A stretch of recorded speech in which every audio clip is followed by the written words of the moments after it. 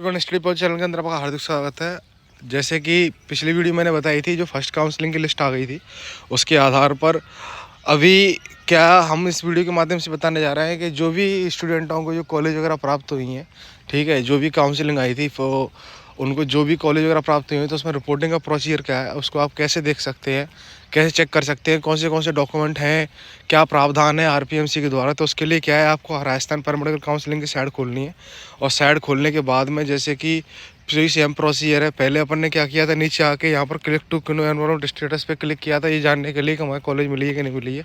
लेकिन अगर आपको लेटर देखना है तो इससे ऊपर ये लिखा हुआ है विस्तृत विज्ञप्ति देखने के लिए क्लिक करें, इस पर क्लिक करना। और क्लिक करने के बाद जैसे ही जो सबसे पहले 13/1/2023 को जो कि सेशन जब चालू हुआ था 22-23, तो उसके जो फॉर्म वगैरह फिल हुए थे उसकी जो गाइडलाइन आई थी उसी पे डायरेक्ट खुल जाएगा। इसमें नीचे आना है, इसमें सारा दिया हुआ है। जैसे कि 9 नंबर पर आप देख पा रहे हैं रिपोर्टिंग के समय की प्रक्रिया।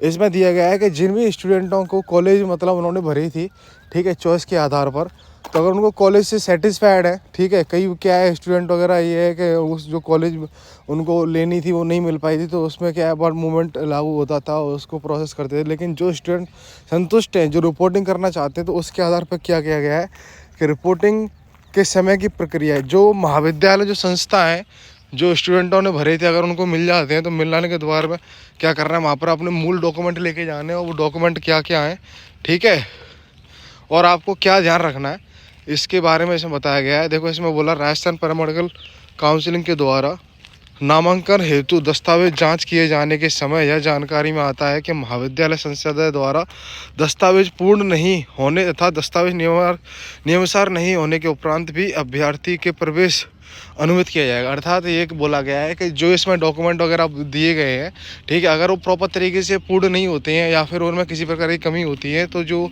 उनका एडमिशन वगैरह है वो अनुमति किया जाएगा। तो ऐसे मतलब इस ऐसी स्थिति के अंदर जो महाविद्यालय संस्था है, ऐसे प्रत्येक प्रकार के लिए 10,000 रुपये की जो राशि जो है, मतलब अगर ऐसा कुछ होता है तो महाविद्यालय जो भी हैं कॉलेज हैं जिनमें हुआ है, वो 10,000 रुपये की शाश्वत राशि आरोपित की जाएगी, ठीक है, तथा अभ्यर्थी जो है उसका एडमिशन भी रद्द किया जा सकता है। अब इसमें ये तो हो गया, सीधा सीधा बता दिया है कि किस कंडीशन में क्या होगा, ठीक है। जैसे कि अगर रिपोर्ट वगैरह हुई है आपने, और जैसे लास्ट डेट होगी, लास्ट डेट के टाइम पे जैसे मतलब कॉलेज मिली, कॉलेज के बाद में उन्होंने बोला था राजस्थान पैरामेडिकल काउंसिलिंग के द्वारा कि आप जाओ और कॉलेज के अंदर रिपोर्टिंग करो। रिपोर्टिंग का समय भी दिया था उन्होंने, ठीक है। अगर लास्ट डेट तक आप जाते हो और डॉक्यूमेंट वगैरह सबमिट नहीं करते हैं, तो उसके आधार पर क्या है कि 10,000 रुपये की आपको पेनल्टी लगेगी। या फिर ये होगा कि जो आपने फॉर्म भरने के समय पे जो राशि आपने जमा कराई थी, तो उसको निरस्त कर दिया जाएगा, ठीक है, उसको एक्सटर्नल राशि लगेगी। इसमें क्या गया है, देखो डॉक्यूमेंट क्या क्या बोले गए हैं। इसमें 10वीं की मार्कशीट है, 12th की मार्कशीट है, ठीक है। और इसमें 12th के अंदर देखो साफ साफ बोल रखा है सीनियर सेकेंडरी परीक्षा में फिजिक्स केमिस्ट्री बायोलॉजी होना अनिवार्य है 10+2 के अंदर, ठीक है। माइग्रेशन सर्टिफिकेट जो आपने लास्ट, अब इसमें भी देखो कई स्टूडेंटों ने गलती की है। उसमें गलती क्या की गई है कि जैसे मान के चलो कोई बीए किया हुआ है, किसी ने बीएससी की हुई है, ठीक है, या फिर कोई राजस्थान पैरामेडिकल काउंसिलिंग से पहले पढ़ चुका हो, उसने कोई कोर्स कर लिया हो, दूसरा कोर्स कर रहा हो, तो उसने क्या किया है कि फॉर्म भरते समय 10th का माइग्रेशन डाल दिया। ऐसा नहीं करना है दोस्तों। जो लास्ट, देखो इसमें बोला जहाँ से अंतिम शिक्षा प्राप्त की गई हो, जो लास्ट किया हो उसका जो माइग्रेशन सर्टिफिकेट है वो आपको लेके जाना, ना कि 10th का, नहीं तो आपको दिक्कत होगी, ठीक है, भागदौड़ ज़्यादा करनी पड़ेगी। मूल्यवास लेके जाना है, ठीक है। और उसके बाद में बोनाफाइड प्रमाण पत्र ये लेके जाना। जाति प्रमाण पत्र इसके लिए लागू होता है। जो भी अगर मतलब जैसे जनरल वगैरह है, जनरल वगैरह कैटेगरी में जो आते हैं उनके लिए जाति प्रमाण पत्र लागू नहीं होता है, ठीक है। उसके अलावा जाति प्रमाण पत्र लागू होता है। अब इसमें ओबीसी के लिए भी एक दिया गया है कि 1 वर्ष से पुराना अगर उनके पास सर्टिफिकेट हो, ठीक है, तो मान्य नहीं होगा। लेकिन जो शपथ पत्र के आधार पर दिया है तो 3 साल तक होगा, 3 साल से पहले का मान्य नहीं होगा, ठीक है। आप इसको पढ़ लेना अच्छी तरीके से, जो पहले नंबर और दूसरे नंबर पे दिया गया है, ठीक है। इसके अलावा क्या है कि जो प्रमाण पत्र, जैसे कोई विकलांग है, ठीक है, या फिर किसी की तलाक वगैरह हो गई है, कोई विडो वगैरह है, तो अगर उन्होंने ये भरा हुआ है अगर फॉर्म के अंदर, तो उसको लेके जाना है, ठीक है, और उसको शो करना है। उसके बाद में जो भी आपने राजस्थान पैरामेडिकल काउंसिलिंग के अंदर जो फॉर्म भरा हुआ था, तो उस टाइम पे जो फ़ोटो अपलोड की गई थी वो फ़ोटो लेके जानी है, ठीक है, कन्फर्मेशन के लिए।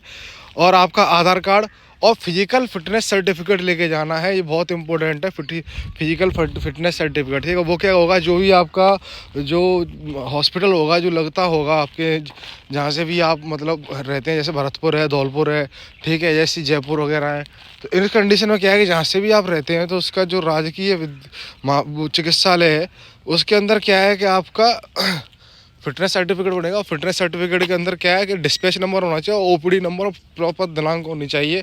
जैसे कि स्टूडेंट वगैरह क्या होते हैं कि जुगाड़ वगैरह कर आए कहीं से भी कर लेते हैं, लेकिन वो प्रॉपर तरीक़ा से बोला गया है कि उस पर दिनांक भी हो, ओपीडी नंबर भी हो, डिस्पैच नंबर भी जहाँ से भी हो, ठीक है।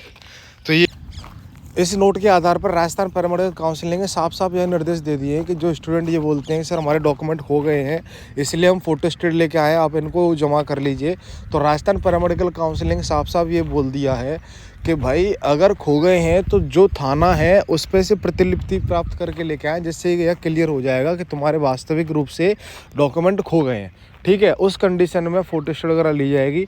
या फिर जो स्टूडेंट हैं वो ये बोलते हैं कि सर हमारा पहले राजस्थान पैरामेडिकल काउंसिलिंग से कोर्स किया था उसमें हमारे जमा हैं, तो उस कंडीशन में भी ये भी करना है। साथ के साथ राजस्थान पैरामेडिकल काउंसिलिंग एक चीज़ और बोल रही है कि इस कंडीशन में स्टूडेंटों से शपथ पत्र लिया जाए और उसके अंदर यह मेंशन हो कि मैं इसके अलावा कोई और कार्यरत कोर्स नहीं कर रहा हूँ, ठीक है। तो ये थी सारी प्रोसीजर।